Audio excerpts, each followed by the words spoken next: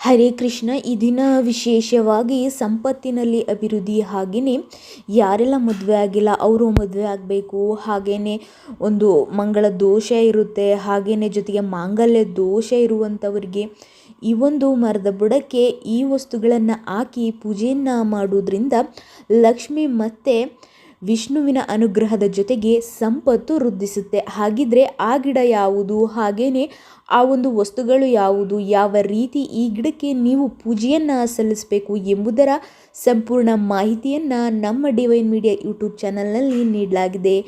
ನೀವಿನ್ನೂ ನಮ್ಮ divine media YouTube ಚಾನಲ್ಗೆ ಸಬ್ಸ್ಕ್ರೈಬ್ ಮಾಡ್ಕೊಂಡಿಲ್ಲ ಅಂದರೆ ಈ ಕೂಡಲೇ ಸಬ್ಸ್ಕ್ರೈಬ್ ಮಾಡಿಕೊಂಡು ಪಕ್ಕದಲ್ಲೇ ಕಾಣುವ ಬೆಲ್ ಐಕಾನ್ ಪ್ರೆಸ್ ಮಾಡೋದ್ರಿಂದ ನಾವು ಹಾಕುವ ಎಲ್ಲ ಮಾಹಿತಿಗಳು ಸಹ ನಿಮ್ಮ ಫೋನ್ಗೆ ಉಚಿತವಾಗಿ ಬರುತ್ತೆ. ಹೌದು, ವಿಷ್ಣುವಿಗೆ ಬಹಳ ಪ್ರಿಯವಾದಂತಹ ವಿಷ್ಣುವಿನ ಸ್ವರೂಪ ಹಾಗೆ ಲಕ್ಷ್ಮಿಯ ಪರಿಮಳವನ್ನು ಹೊಂದಿರುವಂತಹ ಈ ಒಂದು ಗಿಡಕ್ಕೆ ನಮ್ಮ ಹಿಂದೂ ಪುರಾಣಗಳಲ್ಲಿ ವಿಶೇಷವಾದ ಸ್ಥಾನಮಾನವಿದೆ. ಆ ಒಂದು ಗಿಡವೇ ಬಾಳೆ ಗಿಡ. ಬಾಳೆ ಗಿಡವನ್ನು ಯಾರೆಲ್ಲ ಮನೆಯ ಬಳಿ ಅಂದರೆ ಮನೆಯ ಅಂಗಳದಲ್ಲಿ ಅದನ್ನು ಬೆಳೆಸ್ತಾರೋ ಅವರ ಜೀವನದಲ್ಲಿ ದುಡ್ಡಿನ ಕೊರತೆ ಬಾರದು ಅಂತ ನಮ್ಮ ಪುರಾಣಗಳಲ್ಲಿ ಉಲ್ಲೇಖಿಸಲಾಗಿದೆ.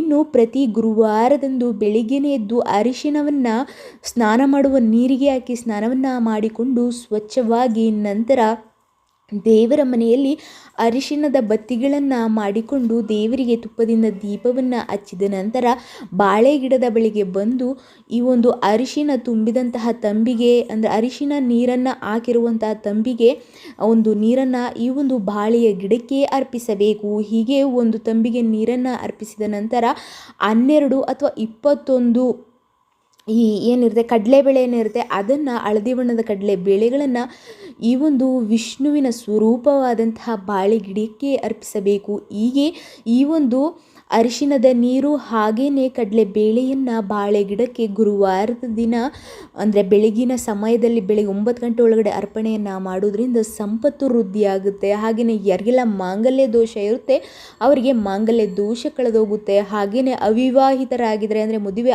ಆಗಿಲ್ಲದಂಥ ಯುವಕ ಅಥವಾ ಯುವತಿ ಪೂಜಿಸೋದ್ರಿಂದ ಬೇಗ ಮದುವೆಯಾಗುತ್ತೆ. ಹಾಗೆ ಇದಾದ ನಂತರ ಆ ಒಂದು ಕಡಲೆಬೇಳೆಯನ್ನು ತೆಗೆದುಕೊಂಡು ನೀವು ನಿಮ್ಮ ಒಂದು ಮನೆಯ ಒಂದು ದೇವರ ಕೋಣೆಯಲ್ಲಿ ಇಟ್ಕೊಳ್ಬೇಕಾಗುತ್ತೆ. ಹೀಗೆ ಇಡೋದ್ರಿಂದ ಸಂಪತ್ತು ವೃದ್ಧಿಯಾಗುತ್ತೆ. ಹಾಗೆಯೇ ನೀವು ಪ್ರತಿ ಗುರುವಾರವೂ ಸಹ ಈ ಒಂದು ತಂತ್ರವನ್ನು ಪಾಲಿಸಬಹುದು.